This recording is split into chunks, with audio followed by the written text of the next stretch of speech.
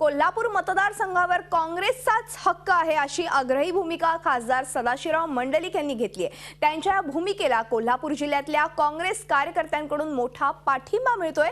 जर कोल्हापूरची जागा राष्ट्रवादी काँग्रेसला गेलीच तर आपण कोणत्याही पक्षाचा झेंडा हाती घ्यायला तयार आहोत अशी भूमिका मंडलिक यांनी मांडल्यामुळे सगळ्यांच्याच नजरा खासदार मंडलिकांकडे लागल्या आहेत।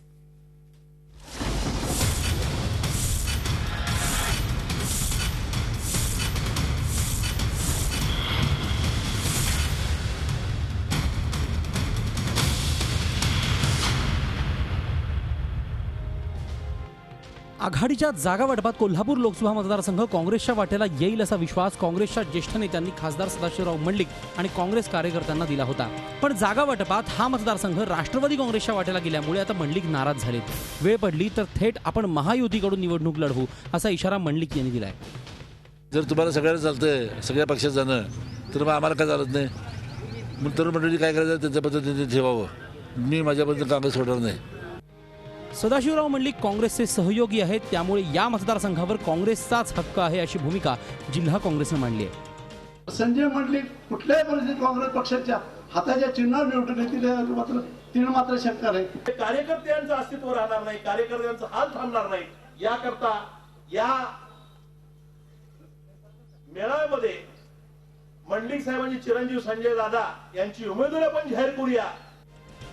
खासदार मंडलिक आणि काँग्रेस या जागेवर कितीही दावा सांगत असले तरी जागा वाटपाप्रमाणे या जागेवर राष्ट्रवादीचाच हक्क आहे असं हसन मुश्रीफ यांनी म्हटलंय।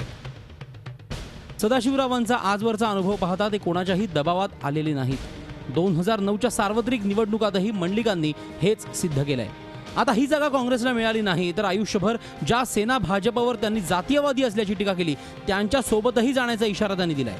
त्यामुळे आता यावेळीही मंडलिक ही जागा काँग्रेसच्या पदरात पाडून घेतात की आपला हा इशारा खरा करून दाखवतात हे पाहणं औत्सुक्याचं आहे।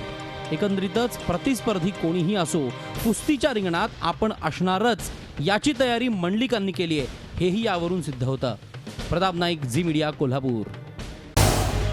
झी 24 तास रहा एक पाऊल पुढे।